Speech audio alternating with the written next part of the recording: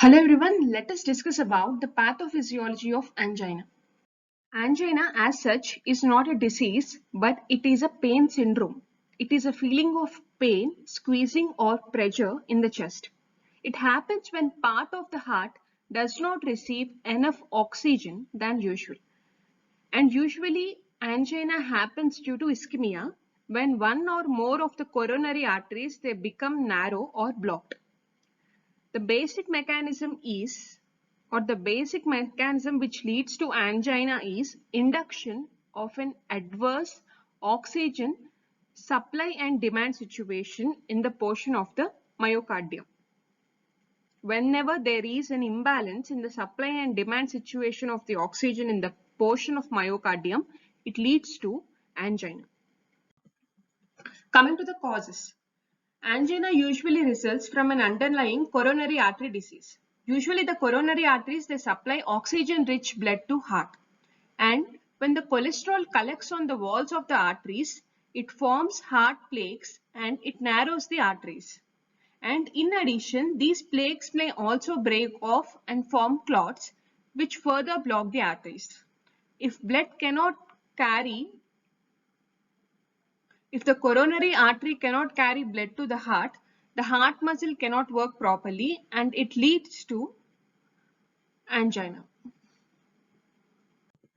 Coming to the risk factors, the various risk factors which may lead to angina are stress, alcohol consumption, smoking, low physical activity, unhealthy diet, high cholesterol diet or high cholesterol levels in the body, obesity and other medical conditions. Coming to the various symptoms of angina. The various symptoms are shortness of breath, sweating and nausea, squeezing, pressure, heaviness, tightening, burning across the chest, indigestion, heartburn, and weakness. These are the various broad symptoms of angina. Coming to the types of angina. Usually, the three major types of angina are stable angina, unstable angina, and variant angina. In addition, we will also discuss about microvascular angina. Coming to stable angina, it occurs when the heart is working harder than usual and it is provoked by exercise, emotion, eating or coitus, and it subsides when the increased energy demand is withdrawn. Stable angina can subside whenever the increased energy demand is withdrawn and it lasts for around 5 minutes and it is usually relieved by rest or medication. The basic mechanism which leads to stable angina is severe atherosclerotic afflictions of the larger coronary artery which run epicardially and send the perforating branches to supply the deeper tissue. So here you can see this is the atheroma and this is the coronary artery. This block is the atheroma.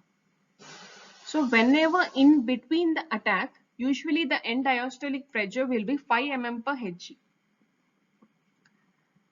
But during the angina, the end diastolic pressure increases from 5 mm to 25 mm Hg.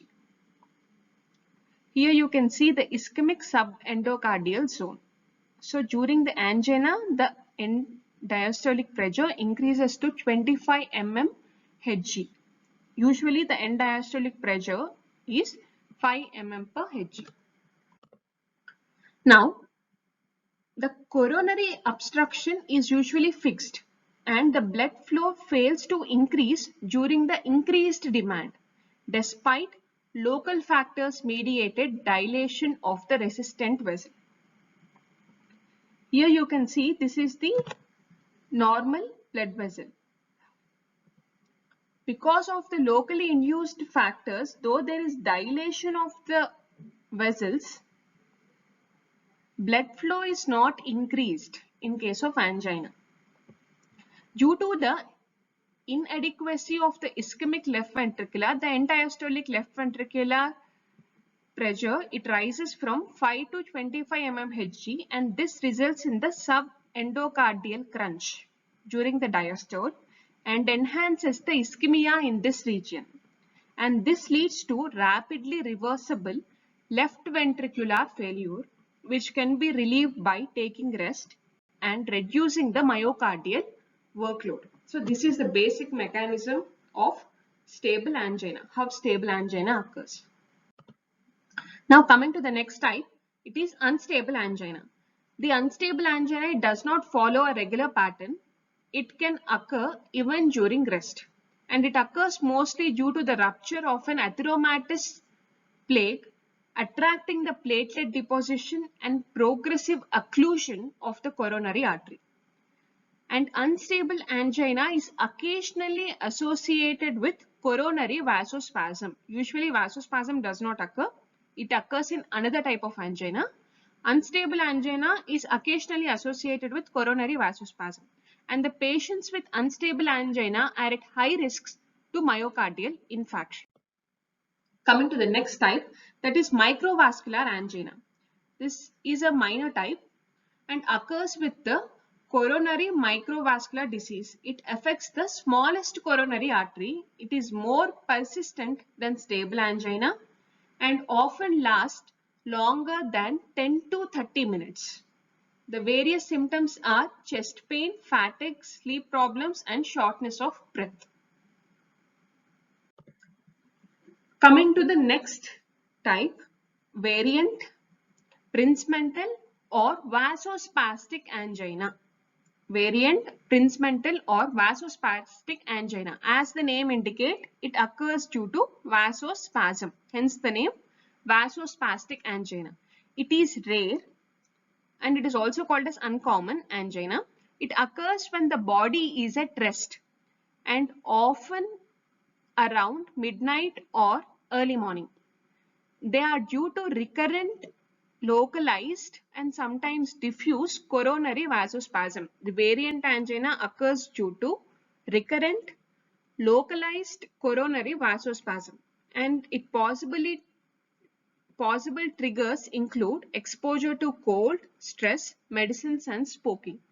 The risk factors or the conditions which trigger to variant angina are exposure to cold, stress, medicines and smoking. It is a chronic condition, but medication can help to manage it. Here you can see because of the occurring of spasm, the blood flow is decreased in the variant angina. Thank you for watching. Please subscribe for further videos on pharmacology and other pharmaceutical subjects.